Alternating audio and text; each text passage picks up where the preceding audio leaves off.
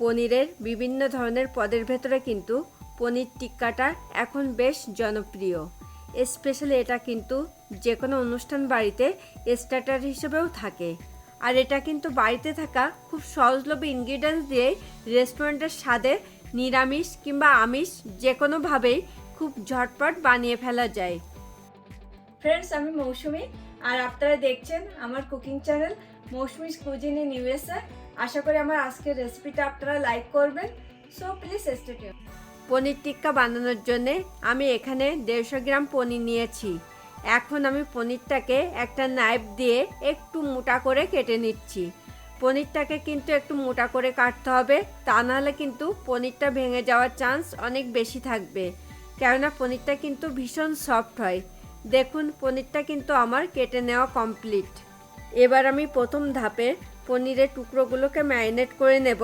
তার জন্য আমি পনিরের ভেতরে দিয়ে দিচ্ছি কিছুটা নুন ও 1 টেবিল স্পুন লাইম জুস। পনিরের টিক্কাটা কিন্তু খুব ঝটপট বানিয়ে ফেলা যায়, কেননা চিকেন টিক্কা বা অন্য কোনো টিক্কা বানাতে গেলে যেমন অনেকক্ষণ ধরে ম্যারিনেট করে রাখতে হয়, এখানে কিন্তু একেবারে সেটা করার দরকার হয় না। তাই এটা একেবারেই টাইম টেকিং প্রসেস নয়। এরপরে আমি এখানে পরিমাণ মতো অরেঞ্জ ফুড কালার অ্যাড করে খুব ভালো করে পনিরের টুকরোগুলোতে মাখিয়ে নিচ্ছি। যেহেতু আজকে আমি এটা রেস্টুরেন্টের স্টাইলে বানাচ্ছি, তাই এখানে কিন্তু ফুড কালারটা ম্যান্ডেটরি।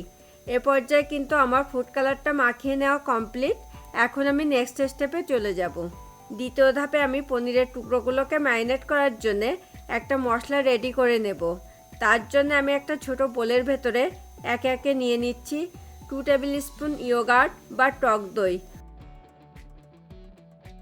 1 টিস্পুন আদা পেস্ট, 1 টিস্পুন রসুন পেস্ট, হাফ টিস্পুন ভাজা জিরের গুঁড়ো, হাফ টিস্পুন ভাজা ধনে গুঁড়ো, হাফ টিস্পুন শুকনো লঙ্কার গুঁড়ো, হাফ টিস্পুন কাশ্মীরি লঙ্কার গুঁড়ো, 1/3 টিস্পুন হলুদ গুঁড়ো, হাফ টিস্পুন গরম মশলার গুঁড়ো, নুন স্বাদ মতো ও 1 টেবিল স্পুন তেল। এখানে কিন্তু নুনটা একটু কেয়ারফুলি অ্যাড করতে হবে, কেননা আমি কিন্তু প্রথম ধাপে ম্যারিনেট করার সময়ও কিছুটা নুন এখানে অ্যাড করেছিলাম।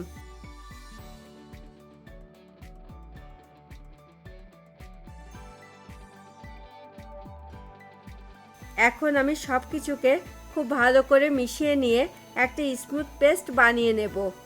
আপনারা যেমন এখানে ঝাল খেতে পছন্দ করেন সেই বুঝে কিন্তু লঙ্কাটাকে অ্যাডজাস্ট করে নেবেন। যদি দেখি যে এটা বেশি ড্রাই হয়ে যাচ্ছে, সেক্ষেত্রে কিন্তু আমি এখানে সামান্য একটু জল অ্যাড করব। আমার মনে হচ্ছে এখানে একটু জল অ্যাড করার দরকার, তাই আমি এখানে সামান্য একটু জল অ্যাড করে আবারও সব কিছুকে মিশিয়ে নিচ্ছি। আপনারা যদি এটা নিরামিষভাবে বানাতে চান, সেক্ষেত্রে কিন্তু শুধুমাত্র রসুন পেস্টটাকে স্কিপ করে যাবেন। এ পর্যায়ে কিন্তু মশলাটা আমার রেডি হয়ে গেছে। এখন আমি এটার ভেতরে পনিরের টুকরোগুলোকে ছেড়ে খুব ভালো করে ডিপ করে নেব। তারপরে আমি সঙ্গে সঙ্গে এগুলোকে কিন্তু গ্রিল করে নেব। তাই দ্বিতীয় ধাপেও কিন্তু এটা ম্যারিনেট করে দীর্ঘক্ষণ রাখার কোনো দরকার হবে না। ইউজুয়ালি রেস্টুরেন্টগুলোতে কিন্তু শিকে গেঁথে বা বাম্বু স্টিকে গেঁথে পনিরের টুকরোগুলোকে গ্রিল করা হয়। আমার কাছে বাম্বু স্টিকটা ফুরিয়ে গেছে, আর যে শিকগুলো আমার কাছে আছে সেগুলো সাইজে কিন্তু বেশটাই বড়। তাই আমি এগুলোকে সরাসরি এভাবেই গ্রিল করে নেব। তবে আপনারা কিন্তু এগুলোকে শিকে গেঁথে বা বাম্বু স্টিকে গেঁথেও গ্রিল করে নিতে পারেন।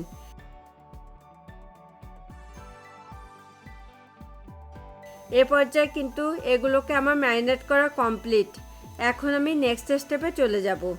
যাদের কাছে গ্রিল ওভেনটা নেই তাদের সবার কথা মাথায় রেখে আজকে আমি এটাকে গ্যাস ওভেনে গ্রিল করে নেব। তার জন্য আমি একটা ফ্রাইং প্যানে দিয়ে দিচ্ছি কিছুটা সাদা তেল। আপনারা কিন্তু চাইলে এটাকে গ্রিল ওভেনেও গ্রিল করে নিতে পারেন। এখন আমাকে কিন্তু ওয়েট করতে হবে তেলটা একটু গরম হওয়ার জন্যে। এবার আমি এই গরম তেলে পনিরের টুকরোগুলোকে ছেড়ে গ্রিল করে নেব। আর আমি এই সময় কিন্তু ওভেনের ফ্লেমটাকে মিডিয়াম টু লোতে রাখবো। পনিরটা কিন্তু খুব দ্রুতই সেদ্ধ হয়ে যায়, তাই এটা গ্রিল হতেও কিন্তু খুব বেশি টাইম লাগে না। আমার আজকের এই রেসিপিটা আপনাদের ভালো লাগলে কিন্তু প্লিজ ভিডিওটাতে একটা লাইক এবং কমেন্ট করতে অবশ্যই ভুলবেন না। আর পনিরের এক পাশ ভালো করে গ্রিল হওয়ার পরেই কিন্তু আমি এগুলোকে উল্টিয়ে পাল্টিয়ে দেব, যাতে সব পাশই পারফেক্টলি গ্রিল হয়। এখন আমি এগুলোকে উল্টিয়ে পাল্টিয়ে দিচ্ছি যাতে সব পাশই পারফেক্টলি গ্রিল হয় এবং এটা যেন আবার তলায় লেগে না যায়।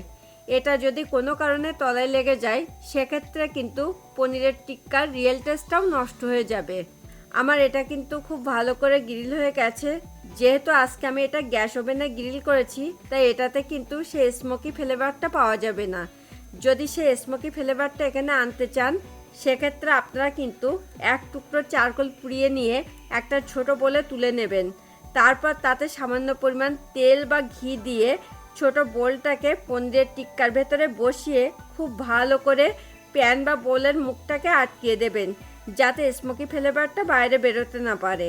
তাহলেই কিন্তু পনিরের টিক্কাতে সেই স্মোকি ফ্লেভারটা পাওয়া যাবে, ঠিক যেমন রেস্টুরেন্টের পনিরের টিক্কাতে থাকে। আর দেখুন এগুলো দেখতে কতটা কালারফুল এবং লোভনীয় হয়েছে। এখন আমি পনিরের টিক্কাগুলোকে সার্ভিং প্লেটে তুলে নিচ্ছি। আর একটা কথা যেটা আপনাদের একটু বলে রাখি, আমি এই পনিরের টিক্কাটা কিন্তু চারকোল পুড়িয়ে এটার সেই স্মোকি ফ্লেভারটা এনেছি, কিন্তু আমার ক্যামেরাটা অফ স্ক্রিন হওয়াতে আমি এই পার্টটা আপনাদেরকে দেখাতে পারলাম না। তার জন্য আমি কিন্তু সত্যিই আন্তরিকভাবে দুঃখিত। আর এটা কিন্তু খেতে সত্যি রেস্টুরেন্টের পনিরের টিক্কার মতোই হয়েছিল।